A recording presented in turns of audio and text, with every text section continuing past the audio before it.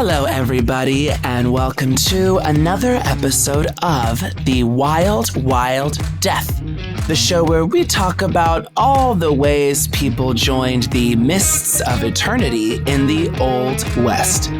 Each week, we spin the wagon wheel of untimely demise, and whatever manner of death it lands on, we tell you a story about it. My name is Jack James Busa. I'm Susan Busa-Leshner. Hi, Mom. Hi, honey. We're actually together this time. Normally, we record remotely, but we're together for the holidays, and we are staying at the Sinclair Hotel in Fort Worth, and to our Wild, Wild Death podcast amazement, they have a podcast room in the hotel that they very kindly let us use. And the hotel is located in Sundance Square, which is in the area of Hell's Half Acre. Now, this time, Leslie is not with us because she is celebrating the holidays with her own family. So we're going to just do a mini episode, and she'll join us the next time.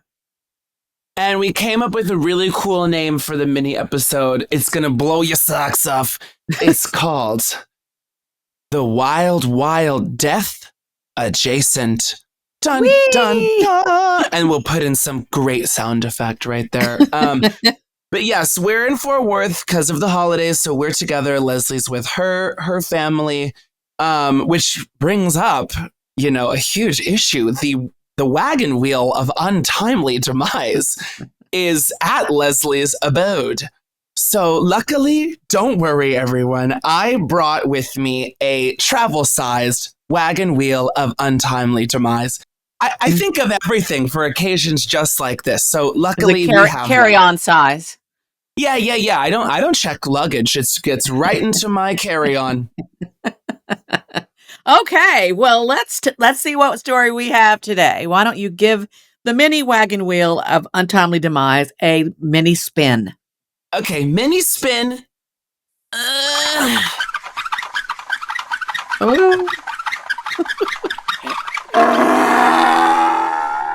Okay. Interesting mini wheel of untimely demise. Looks like the manner of death today is death by photo finish. Woohoo! Okay. Well, I've got a story, and it's actually, yes, luckily, it actually happened probably about 150 feet from where we're sitting right now. And in fact, as we look out the window of this podcast booth at the Sinclair Hotel, we can see there's an office building there now, but we can see exactly where the story I'm about to tell you happened. So here we go. In 1900, 5 partners of a small business had just completed a very lucrative project. And to celebrate, they headed to the Hell's Half Acre of Fort Worth for some well-deserved R&R. They gambled, drank, enjoyed female company, bought some fancy new clothes, and decided to commemorate the occasion with a photograph. The photo only took a few seconds to take, but the image doomed their small business and changed their lives forever. This episode is called Photo Fiasco, the Fort Worth 5. I love alliteration. So, okay. Most people know this already, but the Wild Bunch is one of the most notorious gangs in the history of the Old West. It's probably... Pause. Most people do not know that, but I love that you think most people do. Most people know about it if you're interested in Wild West history, but if you don't, the members of the Wild Bunch I'm talking about right now are Butch Cassidy, Harry Longbaugh, which is the Sundance Kid, Harvey Kid Curry Logan, Will Carver, and Ben the Tall Texan Kilpatrick. Okay. It's right up there with the fame of like Jesse James, that kind of level of fame. So over the years, all right, the gang had a lot of members, and one of the most famous of them was Butch Cassidy. Butch Cassidy was born Robert Leroy Parker on April 13th, 1866 in Beaver, Utah Territory. He grew up with his 13 siblings on his parents' ranch near Circleville, Utah. And while he was still a teenager, Parker left home to work as a ranch hand. It was during this time he met a cattle rustler named Mike Cassidy, who evidently had a big influence on young Robert, taught him how to rustle cows instead of wrangle cows, and as a result, Robert decided to quit being a ranch hand. In honor of his mentor, he changed his name from Parker to Butch Cassidy and embarked on a life of crime, or should I say, the business of crime. Oh. Well, it's a business, right? It's what you do for a living. Yeah, it is. He started out small. In 1889, Cassidy took a pair of jeans and I think a piece of pie from a dry goods store in Rock Springs, Wyoming. He left an IOU saying that he'd paid for it. He was arrested, but he was acquitted. So it's not exactly a success, but it's not a terrible failure either because it didn't go to jail. Cassidy was on his way. Later that year, expanded his business from jeans and pie theft and cattle rustling to the much bigger crime of bank robbery. His first big business venture was the robbery of the San Miguel Valley Bank on June 24th, 1889. Cassidy and his associates escaped with about $20,000. Now, $20,000 would be the equivalent of $685,000 today. Wow. Pretty big jump from jeans and pie. Well, that's a lot of money, but even if you split it, it's still a lot of money. Mm-hmm. But now, see, Cassidy did go to prison for horse theft from 1894 to 1896. But was he reformed? Did he stop his criminal ways? Did he close that business down? No, he did not. When he got out, he stepped things up quite a bit, and he formed a partnership called the Wild Bunch, which included members such as Elsie Lay, the Sundance Kid, Kid Curry, and many others, and set out to expand the business. And Cassidy took his business seriously. He planned their crimes carefully so no one got killed or hurt. And business was good. In 1896, Cassidy and his gang robbed a bank in Mount Pelier, Idaho, escaping with about $7,000. And that's about $262,000 in today's money. Wow.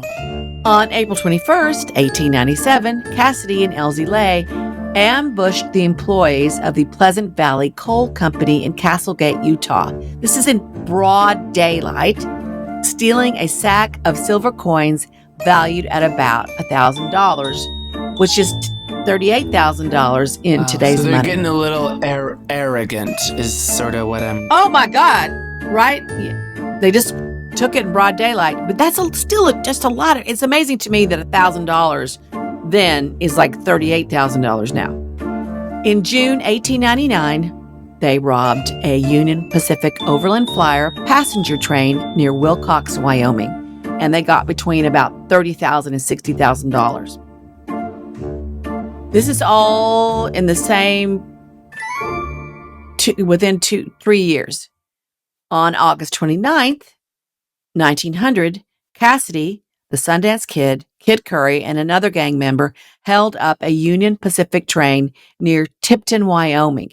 And this was a very lucrative heist, with the haul approaching about $55,000, which is about $2 million in today's money. Whoa, the big kahuna. Yeah, well, planning and all that.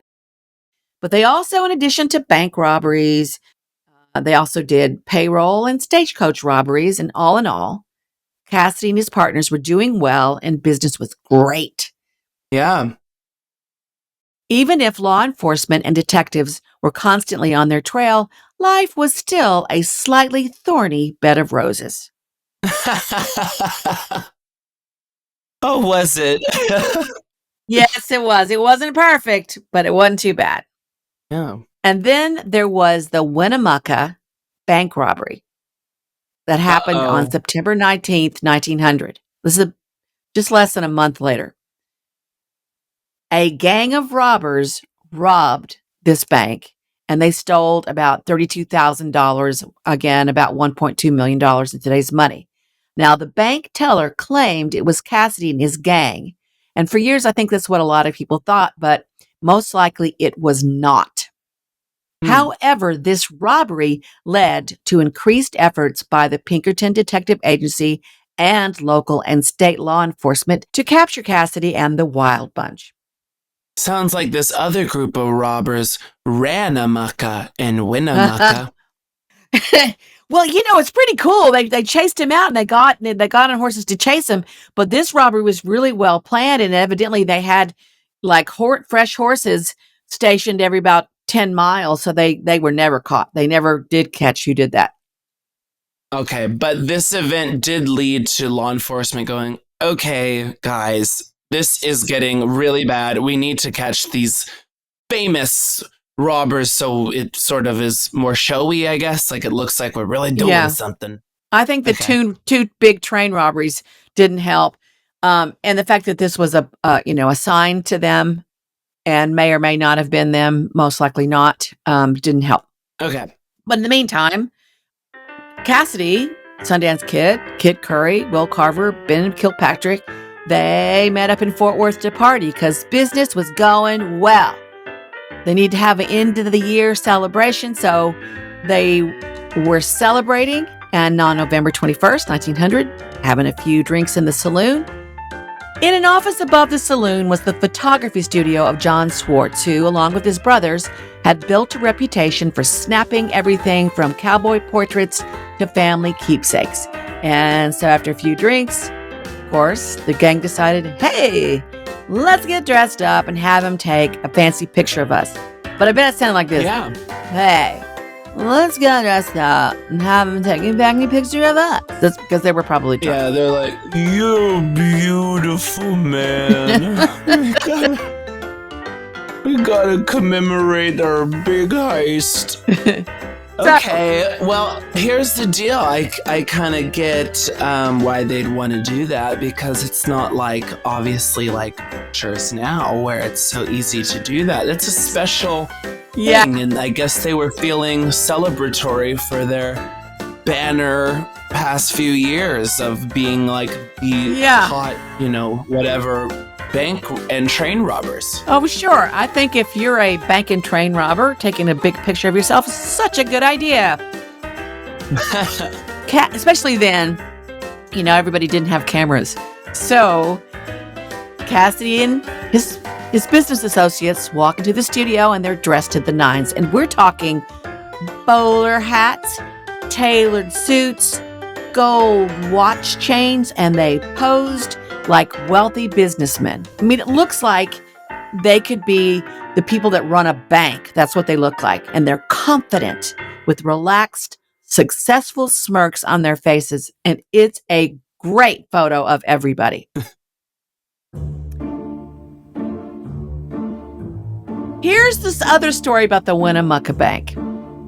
So the story goes that they were feeling pretty smug about walking into this bank and robbing them that way and not getting caught.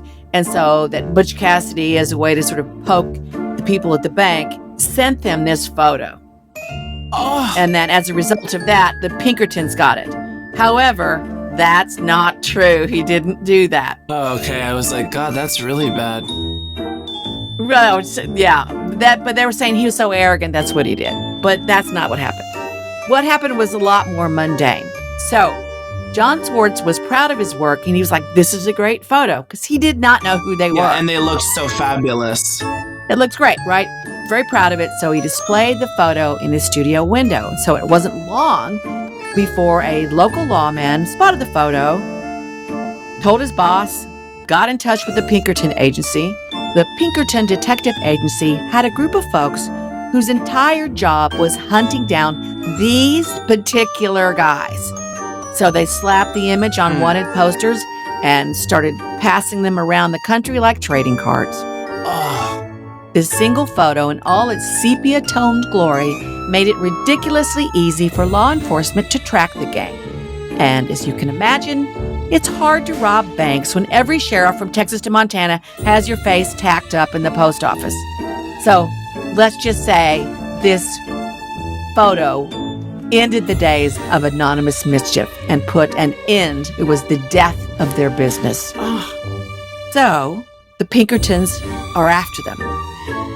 and everybody scatters to the winds. And to escape the mounting pressure, Cassidy, the Sundance Kid, and his girlfriend, Etta Place, famously fled to South America in 1901. They bought a ranch, and they tried to return to the straight and narrow, but robbery was just so much easier. So they went back to robbing banks and trains in South America, which again set the law on their trail. Now, there is a lot of stories about what happened to them. So here's the story that the movie says. The movies say they died in a shootout with law enforcement in Bolivia. And that's generally the accepted story. That they got killed by the army and the police in Bolivia. There's another version of the story, based on the way that the bodies were found, that Cassidy shot Sundance and then shot himself. Wow. There's also another story that Cassidy survived and returned to the United States and lived out his life under another name. His sister is the biggest source of this part of the story. So it's hard to know what's true. So why did they do it? Was it vanity? A momentary lapse in outlaw logic? Did they genuinely think not anyone would recognize them? But for whatever the reason, the Fort Worth 5 photograph became both a claim to fame and the beginning of the end. So here's my question. Why would you do that? I mean, we're used to people taking pictures now. You can't even do anything without some camera on the street picking your image up. But back then, it would be a lot easier to be a bank robber because, there's not a photo of you as you walk in the bank. Yeah, there's no cameras watching you. Also, I doubt they were thinking, this guy is gonna, post this image of us in the storefront window. I don't think that crossed their mind. I'm wondering if they understood you could make copies of this photo. They're probably thinking people don't know what we look like anyway. I mean, I'm wondering how the person who passed by that shop went, hey, those are the dudes. I wouldn't think people would know who I was. Because Cassidy had gone to jail. And so there was a mugshot of him for going to jail. Oh. Dressed in fine clothing, posing in a respectable manner, may have been an attempt to present themselves as more than mere criminals. Criminals. They're legitimate criminals, okay? I don't know about this criminal one, the desire for legitimacy. I mean, I just think they weren't thinking straight. My vote is they just had too much to drink and went, this seems like a good idea. Didn't you just buy those new clothes? Let's put them on. It's just so crazy.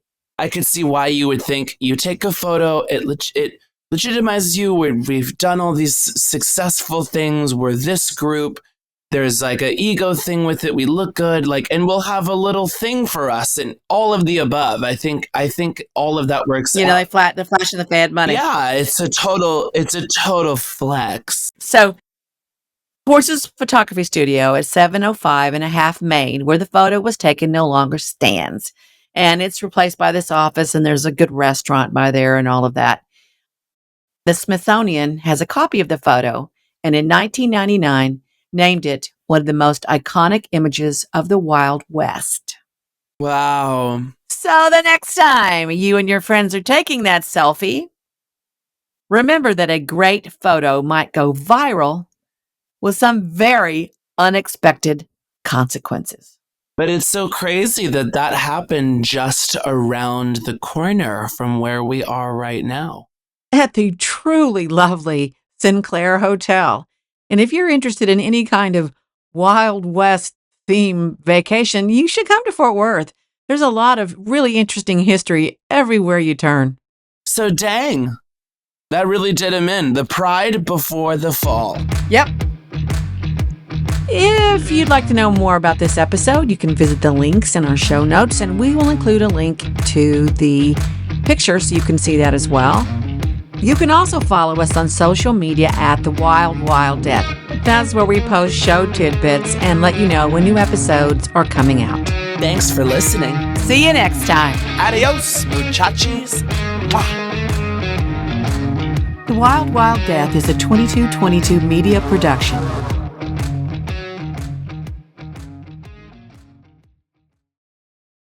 Congratulations on surviving the first season of The Wild Wild Death. The good news is the adventure isn't over yet. The bad news? You'll have to wait until February 2025 for season 2. See you then, partners.